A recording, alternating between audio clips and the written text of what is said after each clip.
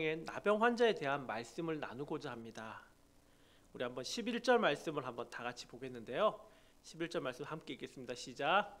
예수께서 예루살렘으로 가실 때 사마리아와 갈릴리 사이로 지나가시다가, 예수님은 자신의 마지막 사역을 감당하시기 위해 예루살렘으로 향하고 계십니다.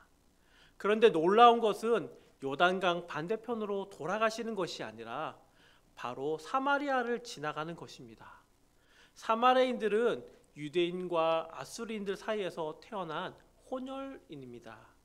그래서 당시 유대인들은 사마리아 사람들이 더럽혀졌고 정결하지 못하다고 그렇게 멸시하였으며, 자신들만이 진정한 하나님의 백성이라는 생각 속에서 만나기조차, 대화하는 것조차 싫어하였습니다. 그래서 사마리아 땅을 지나가면 가까운 거리인데 멀리서 돌아가는 그런 경우가 많이 있습니다. 심지어 유대인들은 하나님께 하나님, 저 사마리아 사람으로 태어나지 않은 것에 너무나 감사합니다 라고 말할 정도로, 그렇게 기도할 정도로 사마리아 사람들을 경멸하고 싫어했습니다. 오늘 본문에서는 예수님께서 사마리아 어느 시골 마을을 들어가실 때 나병 환자 10명이 예수님을 보고서 멀리서서 소리치며 치유해달라고, 고쳐달라고 그렇게 하는 장면입니다. 레위기 13장 3절 말씀인데요. 한번 다 같이 읽겠습니다. 시작.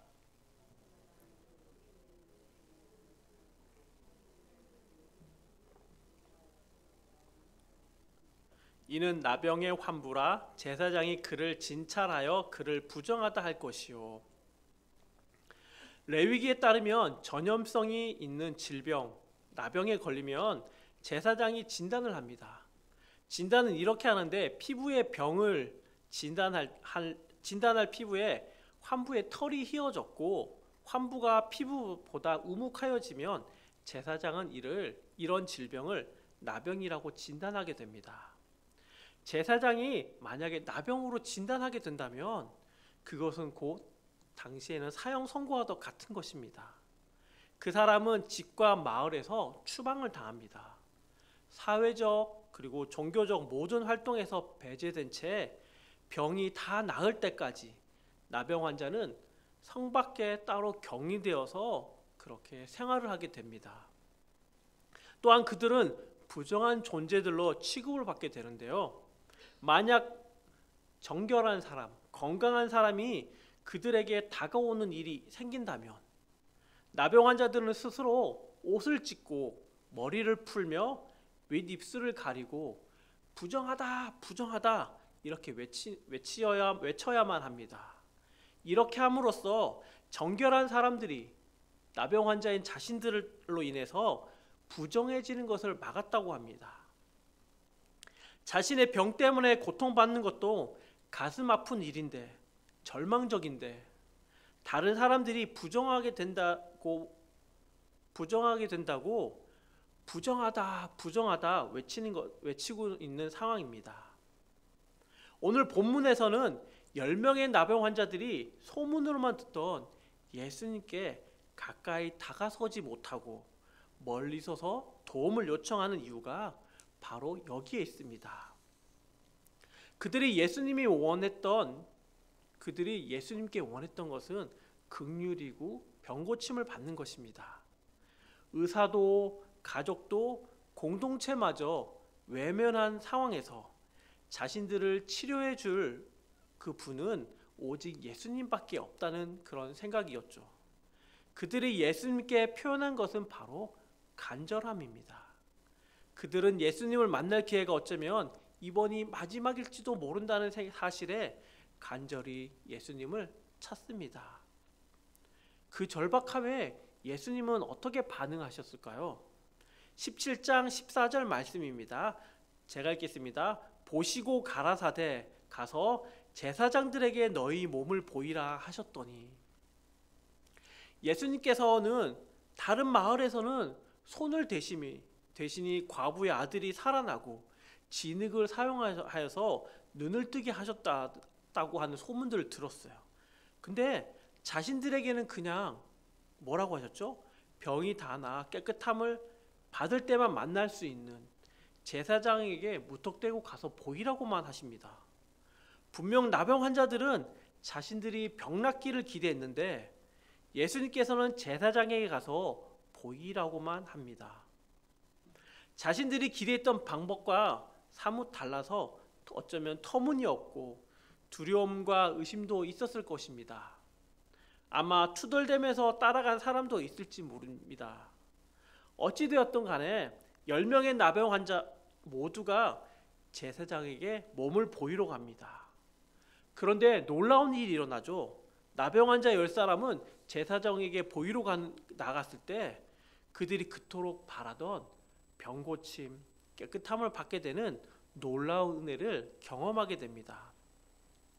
자신들을 공동체로부터 외면받게 한 날마다 간지러워서 긁고 살점이 어쩌면 떨어져 나가는 고통을 주던 그 병이 완전히 치유되는 순간입니다. 이 얼마나 감격스럽고 또 은혜의 순간이 아닌지 모릅니다. 그런데 여기서 중요한 것은 처음부터 예수님은 10명의 나병 환자를 만나기 위해 그리고 그들을 회복시키기 위해서 사마리아로 들어가셨다는 것입니다.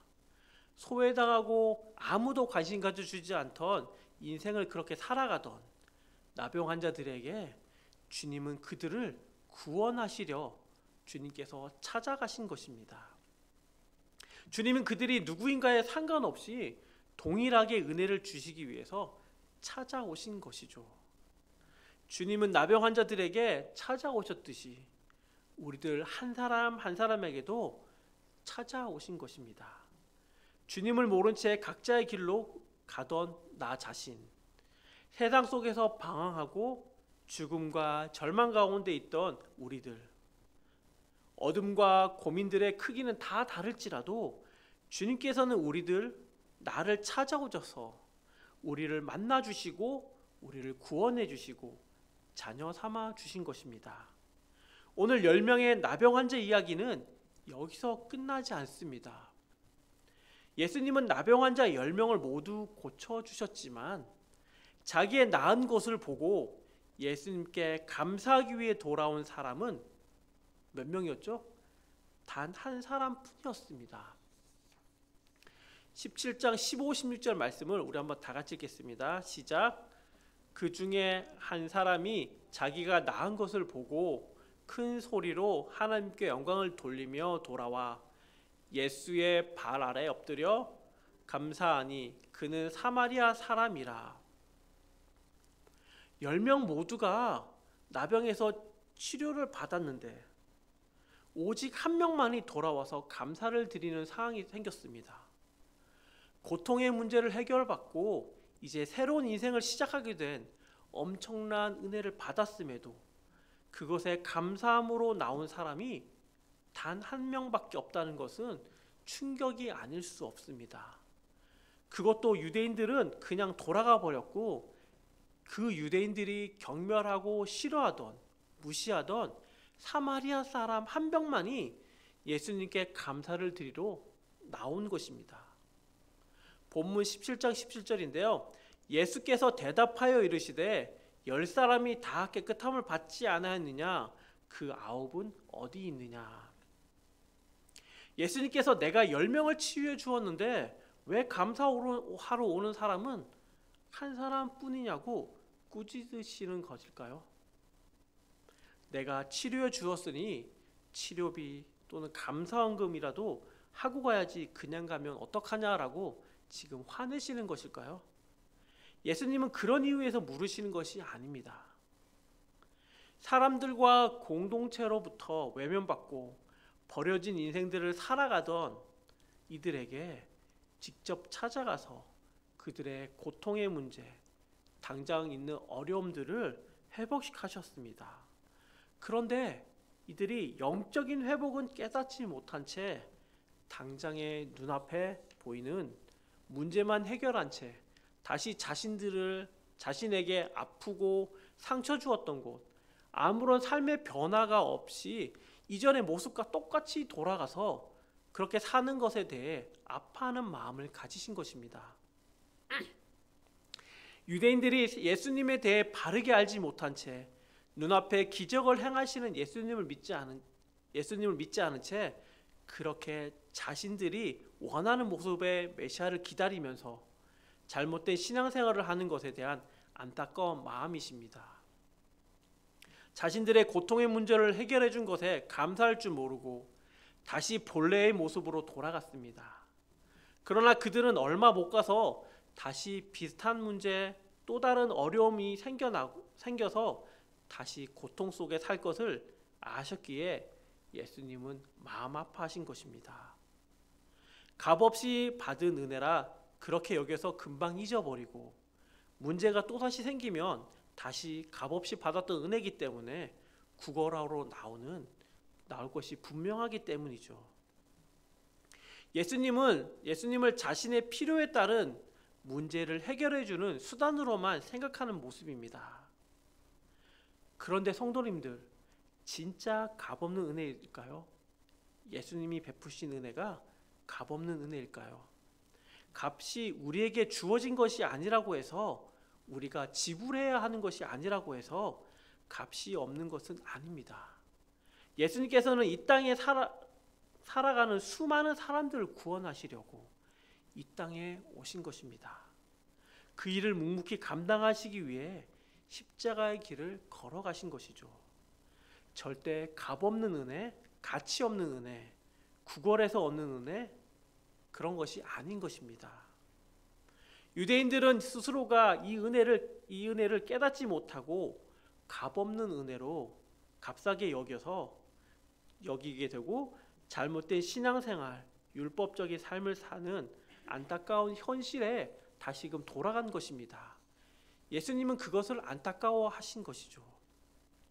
그러나 적어도 오늘 본문에 나오는 한 사람은 달랐습니다. 그는 주님의 은혜 앞에 자신을 돌이켜 주님께 감사함을 표현합니다. 오늘 본문 17장 15절 말씀인데요. 한번 다 같이 읽겠습니다. 시작.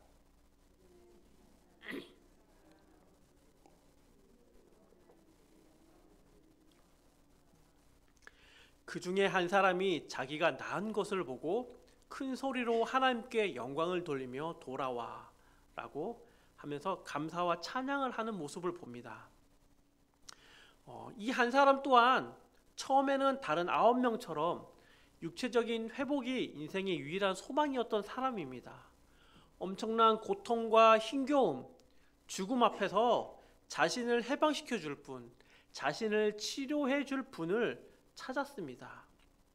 그런데 자신의 소망이 이루어지고 난 다음에 보니 자신의 본 모습을 보게 된 것이죠. 내가 무엇인데 연약하고 보잘것없는, 또 나의 과거의 모습을 보고 또 죄인이었던 나를 구원해 주신 하나님의 은혜를 깨닫고 감사하게 된 것입니다.